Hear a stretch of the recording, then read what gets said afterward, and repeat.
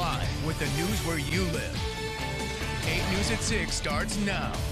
Your Capital Connection is our top story tonight. 8 News is digging into Governor Glenn Youngkin's plans to strip state funding from law enforcement agencies that don't completely comply with U.S. Immigration and Customs Enforcement. Getting to the bottom of just how many law enforcement agencies that might affect is Capitol Bureau reporter Tyler Englander. And Tyler, we understand there is quite a bit of confusion in this. Yeah, Eric, Deanna, that's right. My investigation shows ICE's data on which agencies are non-cooperative may not actually be accurate. Plus, we're really not sure how exactly Governor Glenn Youngkin plans to enforce this proposed sanctuary city ban against any law enforcement agencies that don't cooperate with ICE detainer requests.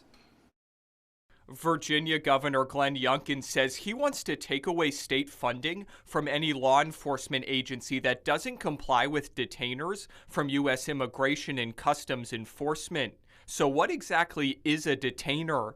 According to the agency, it's a request made to a law enforcement agency, jail, or prison to notify ICE before they release a removable non-citizen and to hold them for an additional 48 hours to allow ICE to take them into custody.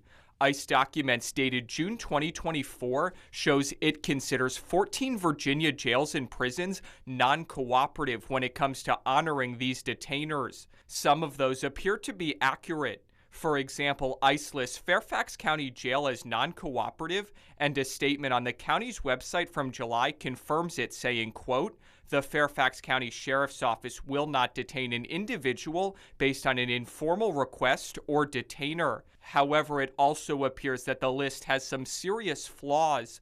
Take the Dinwiddie County Jail, for instance, which ICE says is non-cooperative. However, the Dinwiddie County Sheriff's Office told me today they haven't even had a jail since 2012. Meanwhile, a separate fact sheet circulated by the governor's office points to sanctuary city resolutions in places like Alexandria that could put them at risk of losing funding. However, Alexandria's policy doesn't mention refusing to comply with ICE detainers, and the Alexandria Sheriff's Office tells me their office, quote, "does honor lawful detainers and warrants from ICE as we would for any other law enforcement agency."